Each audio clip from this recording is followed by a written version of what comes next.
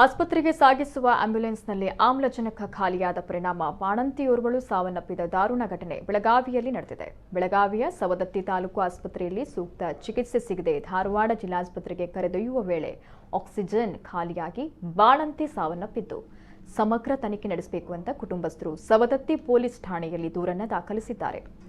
ಇನ್ನು ಸವದತ್ತಿ ಪಟ್ಟಣದ ನಿವಾಸಿ 25 ವರ್ಷ ಪ್ರಾಯದ ವಿದ್ಯಾಶ್ರೀ ಸುರೇಶ ಬೆಂಚಿಗೇರಿ ಸಾವನ್ನಪ್ಪಿದ ಬಾಣಂತಿ. ವಿದ್ಯಾಶ್ರೀ ಏಪ್ರಿಲ್ 4ರಂದು ಸವದತ್ತಿ ತಾಲೂಕು ಸರ್ಕಾರಿ ಆಸ್ಪತ್ರೆಗೆ ದಾಖಲಾಗಿದ್ರು. ಮಹಿಳೆ ಮತ್ತು ಮಗುವಿಗೆ ಯಾವುದೇ ತೊಂದರೆ ಆಗಬಾರದು ಅನ್ನುವಂಥ ಕಾರಣಕ್ಕೆ ವೈದ್ಯರು ಸಿಸೇರಿಯನ್ ಮೂಲಕ ಹೆರಿಗೆಯನ್ನ ಮಾಡಿಸಿದ್ರು.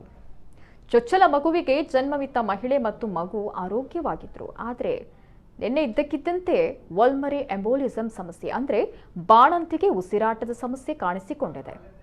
ಸಾವಿಗೀಡಾದ ಮಹಿಳೆ ಆರೈಕೆ ಮಾಡಿದ ಅಲ್ಲಿನ ವೈದ್ಯರು ಹೆಚ್ಚಿನ ಚಿಕಿತ್ಸೆಗಾಗಿ ಧಾರವಾಡ ಜಿಲ್ಲಾ ಆಸ್ಪತ್ರೆಗೆ ಸಾಗಿಸಲು ಸೂಚಿಸಿದ್ದಾರೆ. ಆದರೆ ಮಹಿಳೆಯನ್ನ ಕರೆದುಕೊಂಡು ಹೋಗ್ತಿದ್ದ ಆಂಬ್ಯುಲೆನ್ಸ್ನಲ್ಲಿದ್ದಂತಹ ಸಿಲಿಂಡರ್ನಲ್ಲಿ ಆಕ್ಸಿಜನ್ ಖಾಲಿಯಾಗಿತ್ತು. ಮಹಿಳೆ 30 ಕಿಲೋಮೀಟರ್ ದೂರ ಹೋಗುವಷ್ಟರಲ್ಲೇ ಸಾವನ್ನಪ್ಪಿದ್ದಾರೆ. ಈ ಘಟನೆ ಕುರಿತು ಸವದತ್ತಿ ಪೊಲೀಸ್ ಠಾಣೆಯಲ್ಲಿ ಪ್ರಕರಣ ದಾಖಲಾಗಿದೆ.